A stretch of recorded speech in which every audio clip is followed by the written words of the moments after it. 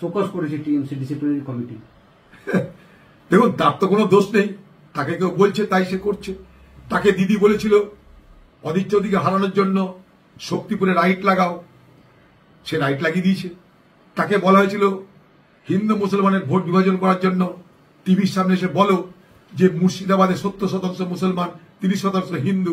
মুসলমান যদি মনে করে 30% হিন্দুকে কেটে ভাসিয়ে দিতে পারে, কেন? যাতে ভোট ভাগাভাগি হয়, হিন্দুরা যাতে ভয় পেয়ে এক কাটতে হয়। দিদির কথাই সে ভদ্রলোক সেটা করেছে, তো তার তো বলার অধিকার আছে অনেক কিছু।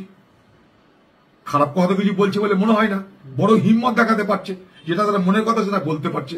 তৃণমূলের অনেক তোষামতকারী নেতা এমএলএ থেকে তাকে আমি অনেক বেশি বীর মনে করি, অনেক বেশি সাহসী মনে করি। 100 বার সে তার হিম্মত করে মনের কথাটা বলতে পারছে, তোষামতি না করে। তার মনে হয়েছে কিছু বলা দরকার, সে বলছে।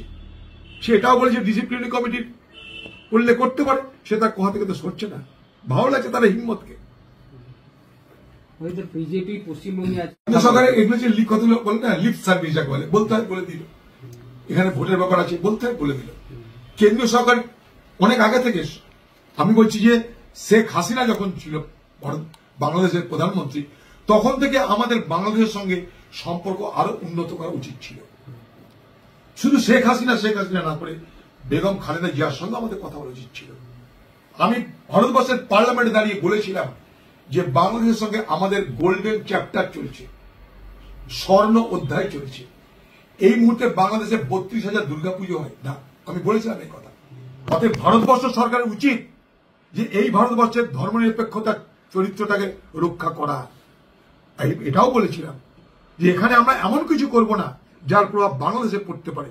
সেখানে 32,000 দুর্গাপুজো হয়, তো স্বাভাবিকভাবেই দুই দেশের ক্ষতি হবে। এতে মাঝখান থেকে চীন, পাকিস্তান, তাদের সুবিধা হবে। আমরা এটা যেন ভুলে না যাই যে ওত পেতে বসাকে পাকিস্তান এবং চীন আমাদেরকে দুর্বল করার জন্য। প্রায় 4000 কিলোমিটার সীমান্ত আমাদের বাংলাদেশের সঙ্গে ভাবা যায়। কোথায় যাব আমরা আগামী দিনে? বর্ডার স্টেট হিসাবে, সীমান্ত রাজ্য হিসাবে পশ্চিমবঙ্গকে আরো বেশি ভাবতে হবে এই বিষয়টা নিয়ে। ব্যাপারটা অনেক দূর গড়িয়ে যাচ্ছে। আগামী দিনে ঢল নামে বাংলাদেশ থেকে মানুষের, পালিয়ে আসা মানুষের, শরণার্থীদের ঢল নামার সম্ভাবনা প্রকট হচ্ছে, প্রবল হচ্ছে। আজকের মৌলবাদী শক্তি বাংলাদেশে এটাই চাইছে, এবং তাতে মৌন সম্মতি মোহাম্মদ ইউনূসের আমি চার্জ করছি। জানি না আমার এই অধিকার আছে কিনা বা আমার কথাকে গুরুত্ব দেবে কিনা, কিন্তু যা দেখছি আমি তাই বলছি। না, বিদেশের প্যালেস্টাইনের উপর হামলা, সেটাও তো বিদেশ। আফগানিস্তানের অত্যাচার, সেটাও বিদেশ। পাকিস্তানে কিছু আমরা আরামসে বলতে পারি, সেটাও তো বিদেশ। এটা কোনো কথা? তা বিদেশ যদি হতো তাহলে 21শে জুলাই সেটা কি স্বদেশ ছিল? যখন আপনি বললেন যে বাংলাদেশের যে ঘটনা, সেই ঘটনার পর যদি অশান্তির কারণে কেউ চলে আসে, আমি তো বর্ডারে কাউকে আটকাতে পারবো না, আমি তো বর্ডার খুলে দিয়ে সবাইকে খাতির করবো, আপনি বলেননি? তাহলে সেদিন স্বদেশ ছিল, আজকে বিদেশ হয়ে গেল। এটা ঠিক না। দ্বিচারিতা করবেন না বাংলার মুখ্যমন্ত্রী মমতা ব্যানার্জি, আপনাকে আমি স্পষ্ট করে বলতে চাই। দ্বিচারিতা করাটা ঠিক না। আমি আবার বলছি, হিন্দু সম্প্রদায়ের মানুষের উপর হামলা হচ্ছে, উদারবাদী মুসলমান সম্প্রদায়ের মানুষের বাংলাদেশে চরম হামলা হচ্ছে। আমি বাংলাদেশের সাংবাদিক, আমার সাথে দারুণ পরিচয় ছিল একজন মুস্তাহিদ, তার নাম, তার সঙ্গে কথা বলে জেনেছি। আমি নিরপেক্ষভাবে কথা বলতে চাই, কিন্তু অন্যায় তো অন্যায়, হিংসা তো হিংসা, খুন তো খুন, আমাকে বলতেই হবে। আজকে যে সন্ন্যাসীকে গ্রেপ্তার করা হলো, তাকে বাঁচানোর চেষ্টা করতে গিয়ে একজন মুসলমান উকিল, আইনজীবী, তাকে খুন হতে হলো। এর থেকে বড় ধর্মনিরপেক্ষতার পরিচয় বাংলাদেশের মানুষের কাছে কি আশা করতে পারি আমরা? সেই জায়গাটাই এগুলো এড়িয়ে যাওয়ার বুদ্ধি। এগুলো বাংলার মুখ্যমন্ত্রী এটা দ্বিচারিতা বলে মনে করি। তৃণমূলের এটা সম্পূর্ণ দ্বিচারিতা ছাড়া কিছু নয়। আমি আবার বলছি, হিন্দু সম্প্রদায়ের মানুষ, উদারবাদী মুসলমান, সকলের উপরে আক্রমণ নেমে আসবে। আগামী দিনে কেউ রক্ষা পাবে না বাংলাদেশের এই ঘটনায়। সেখানে একজন সন্ন্যাসীকে অ্যারেস্ট করা হয়েছে দেশদ্রোহের চার্জ দিয়ে, এবং একজন আইনজীবী মারা গেছেন, সেখানে লাঠিচার্জ করেছে পুলিশ, হিংসা হচ্ছে। তার প্রভাব বাংলাতেও পড়ছে নিশ্চয়ই। দেখুন, সব থেকে বড় কথা হচ্ছে যে বাংলাদেশে যে ঘটনা ঘটছে তা নিয়ে ব্যক্তিগতভাবে বলুন, আমি অত্যন্ত চিন্তিত এবং মানসিকভাবে পীড়িত। মানে গত কয়েক মাসের মধ্যে গোটা বাংলাদেশের রাজনৈতিক চেহারা, প্রশাসনিক চেহারা এমনভাবে বদলে গেল যা আমাদের সকলকে অবাক করেছে এবং এই বাংলাদেশের সঙ্গে পশ্চিমবঙ্গের একজন মানুষ হিসাবে আমাদের সম্পর্কটা আবেগের, আন্তরিকতার, আত্মীয়তার।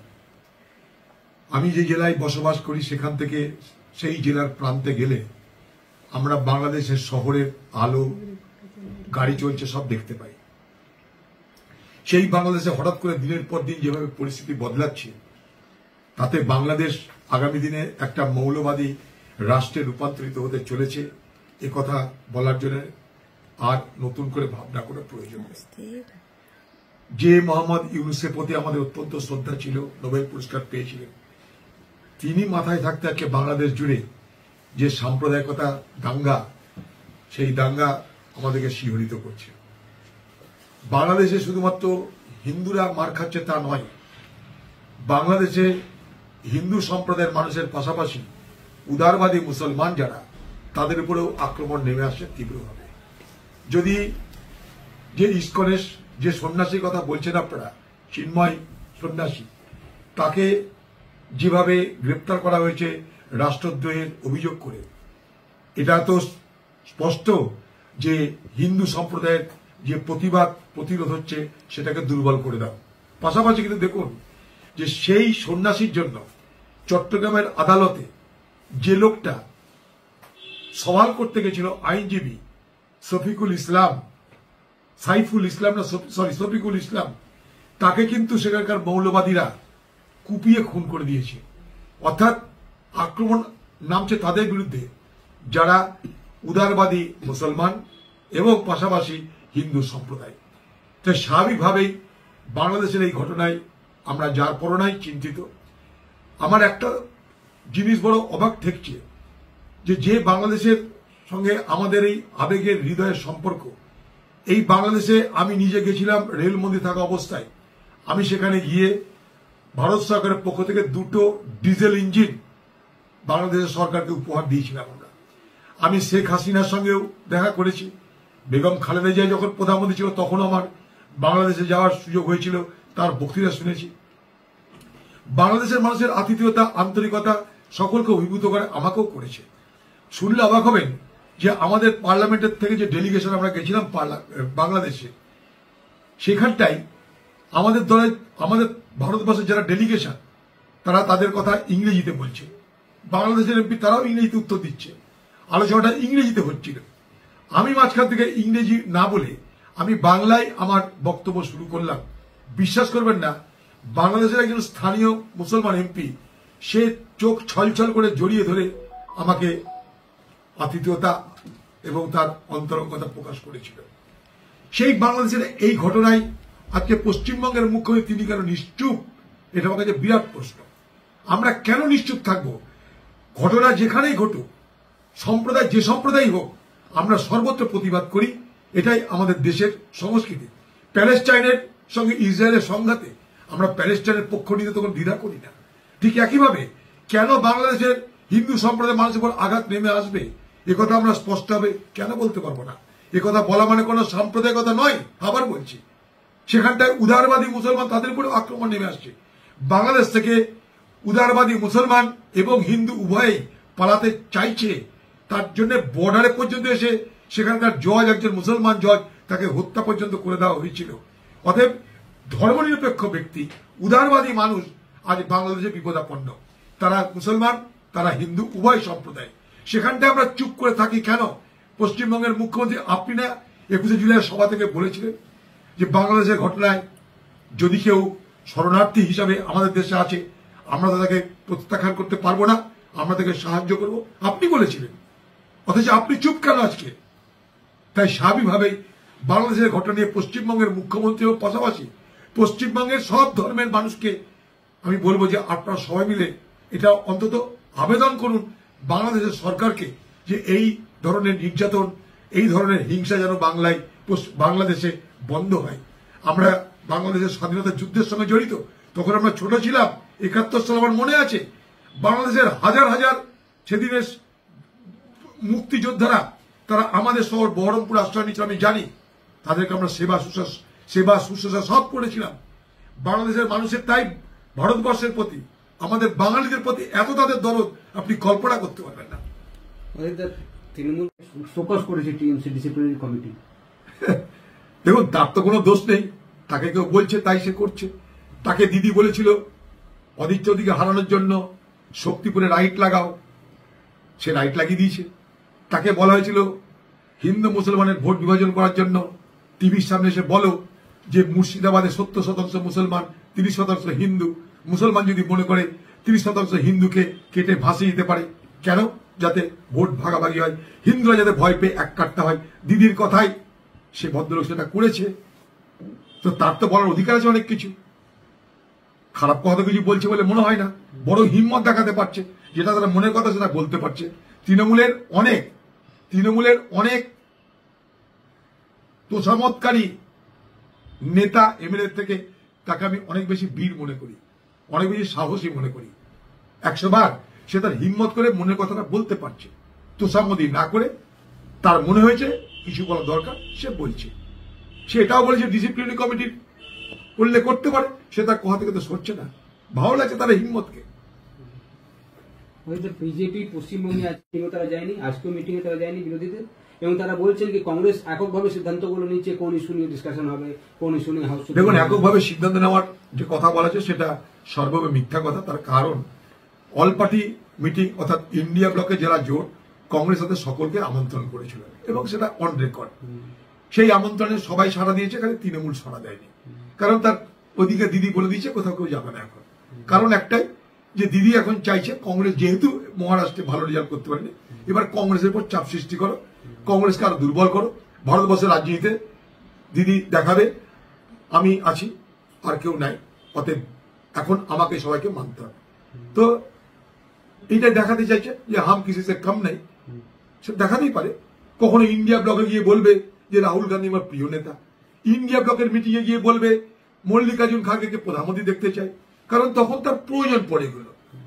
ইন্ডিয়া ব্লকের মিটিং এ না বলতে সে চলে যেত, কারণ সেখানে তার প্রয়োজন পড়ে। তখন দেখেছে বাজারটা আমার ঠিক করতে গেলে এখন কংগ্রেসের সঙ্গে একটু আমাকে মিঠা সিটা বাদ করতে হবে, কংগ্রেসের সঙ্গে সুসম্পর্ক রাখতে হবে, নাহলে বাজার আমার এখন ঠিক থাকছে না। আরে দিদি, আপনি প্রধানমন্ত্রী হবেন কি রাষ্ট্রপতি হবেন আপনার ব্যাপার, কিন্তু আপনার নীতিটা তো সঠিক থাকবে।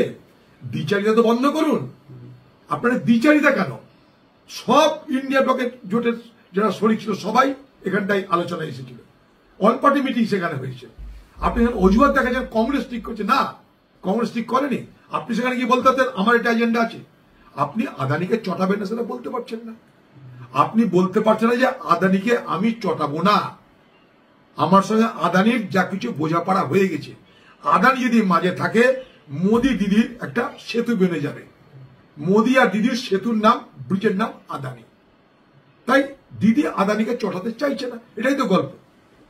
আপনার যে কল্পনি যে টাকাটা পাওয়া গেছে সেটা অর্পিতার বাড়ি থেকে পাওয়া গেছে, পার্থ চ্যাটার্জির কোনো সম্পর্ক নেই, সে একজন অ্যাক্ট্রেস, কোথা থেকে টাকা নিয়েছে সেটা তদন্ত করা হোক, শুধু তার বয়ানের বেসিসেই পার্থ চ্যাটার্জিকে অ্যারেস্ট করা হয়েছে, তাই বেল দিয়ে দেওয়া হোক। বলতে পারে অনেক কথা, উকিল তারা উকালতি করছে। পার্থ চ্যাটার্জি কি বলেছে কথা? তার আইনজীবী বলেছে, না আইনজীবী বলেছে। পার্থ চ্যাটার্জি যদি সত্যিকারের কারোর সাথে সম্পর্ক করে থাকে, সেই সম্পর্কের মধ্যে যদি ধর্ম থাকে, নিষ্ঠা থাকে, তাহলে কথা নিশ্চয়ই বলবে না। তারা আন্দোলন করছে, আপনার মনে হচ্ছে কি এটা মেরুকরণ হতে পারে? এটা তো মেরুকরণ, বিজেপি করছে মেরুকরণের লাইনে, এখানে কোনো ভুল নাই। আমার বক্তব্যটা অন্য জায়গায়, যে বাংলাদেশে কিন্তু উদারবাদী মুসলমান তারাও খুন হচ্ছে। বহু মুসলমান নেতাকে, মানুষকে বাংলাদেশে খুন করা হয়েছে শেখ হাসিনা চলে যাবার পর। হিসাব দেখবেন পরে। 2 নম্বর কথা, যে আজকে বাংলাদেশে হিন্দু এবং মুসলমান, মুসলমান মানে আমি যারা উদারবাদী মুসলমান, সকলের জীবনে বিপদ নেমে আসবে। শুধু হিন্দু নয়, হিন্দু এবং মুসলমান যারা উদারবাদী মুসলমান, যারা গণতন্ত্রে বিশ্বাস করেন যে বাংলাদেশের মানুষ, তাদের সকলের জীবনে বিপদ নেমে আসবে। কারণ মৌলবাদী শক্তি যে বাংলায় নতুন করে উর্দু চালু করার চেষ্টা করবে, যে বাংলার রাষ্ট্রগানকে, জাতীয় সঙ্গীতকে বদল দেওয়ার কথা বলে, তারা কিন্তু 71-এর পূর্বের সেই পাকিস্তানের জঙ্গি শাহিদ তারা ফিরিয়ে আনতে চায়। সেই বাংলাদেশের মুক্তিযুদ্ধে 30 লক্ষ বাঙালি তাদেরকে হত্যা করা হয়েছিল। 30 লক্ষ বাঙালি শহীদ হয়েছিল বাংলাদেশের মুক্তিযুদ্ধে, ভুলে যাবেন না। 1 কোটি বাংলাদেশের মানুষ পালিয়ে এসেছিল ভারতবর্ষে, ভুলে যাবেন না। তাই মৌলবাদের হাতে কিন্তু কেউ রেহাই পাবেন না, সে হিন্দুই হোক, সে মুসলমানই হোক। আমি কোন মুসলমানের কথা বলছি? উদারবাদী গণতান্ত্রিক ভাবনায় যারা বিশ্বাস করে সেই মুসলমান সম্প্রদায়ের কথা বলছি। তার জন্যই সন্ন্যাসীর পাশাপাশি সন্ন্যাসীকে রক্ষা করতে যে গেছিল সেই মুসলমান আইনজীবী শফিকুল, তাকেও হত্যা করে দেওয়া হলো, কুপিয়ে হত্যা করে দেওয়া হলো। দেখুন আপনারা, তার জন্য বাইরে বলছে কেন? মিটিং এ উপস্থিত হতে বলতে পারে, তাই না? মিটিং এ উপস্থিত বলতে হলে আমাদের আরো এজেন্ডা আছে। যখন ইন্ডিয়া ব্লকের মধ্যে তুমি অংশগ্রহণ করেছো, তখন তোমাকে ইন্ডিয়া ব্লকের মধ্যে থেকে প্রতিবাদ করা বা বক্তব্য রাখা বা দাবি করা উচিত বলে আমি মনে করি। এটা কিছু না, রাজনৈতিক একটা চালাকি। এটা ভারতবর্ষের পার্লামেন্টে দেখাতে চাইছে মমতা ব্যানার্জি আর টিএমসি যে আমরা স্বতন্ত্র একক একটা শক্তি। আগামী দিনে যদি শিখে ছেড়ে, তখন তারা অনেক কিছু স্বপ্ন দেখছে যে দিদিকে কোথায় নিয়ে যাওয়া যায়। অলরেডি তো এটাই তো মূল বক্তব্য, যে দিদির নেতৃত্বে চলুক, মানে কি যে আগামী দিনে এই দিদিকেই প্রজেক্ট করতে হবে মোদির বিরুদ্ধে বিকল্প হিসাবে। সেটারই এখন প্রিপারেশন চলছে, গ্রাউন্ড ওয়ার্ক করার চেষ্টা করছে। ভুলে যাচ্ছে যে বাংলা নিয়ে ভারতবর্ষ নয়, ভারতবর্ষ শুধুমাত্র বাংলাই নয়। টিএমসি নেতারা নিজের নাম কাটিয়ে নিচ্ছে তালিকাতে দিয়েছিল, সে দু একটা ব্যতিক্রমী ঘটনা ঘটছে, দেখাচ্ছে। এখন বাংলার মুখ্যমন্ত্রী মমতা ব্যানার্জি যেটা দেখাতে চাইছে সেটা দেখো, শুদ্ধিকরণ আমি শুরু করে দিয়েছি, আমি শুদ্ধিকরণের পথে চলেছি। আমার বিরুদ্ধে যা কিছু অভিযোগ, এই সরকারের বিরুদ্ধে যা কিছু ক্ষোভ, চুরি বাটপাড়ি, এই ল্যাব কেলেঙ্কারি, স্বাস্থ্য কেলেঙ্কারি, শিক্ষা কেলেঙ্কারি, দেখো সব আমি শুদ্ধিকরণের রাস্তায় যাচ্ছি। তো আমার শুদ্ধিকরণকে তোমরা ভরসা রাখো। এগুলো তার ছোটখাটো কতগুলো ছিটফুট নাটক আপনারা দেখতে পাবেন। আবাসকে মেরে যা করার তো করেছে, আগামী দিনে হবে। এগুলো তো গল্প চলবে। কৃষক বন্ধুদের যে প্রকল্প, সেই টাকা বন্ধ করে দেওয়া হয়েছে, খোঁজ নিয়ে দেখবেন আপনারা। বাংলায় একটা ভোটে জেতা মানে এটা নয় বাংলার কোনো অগ্রগতি হয়ে গেছে। এই বাংলা ভারতবর্ষকে একটা পিছিয়ে পড়া রাজ্যে রূপান্তরিত হয়েছে বাংলার মুখ্যমন্ত্রী মমতা ব্যানার্জির নেতৃত্বে।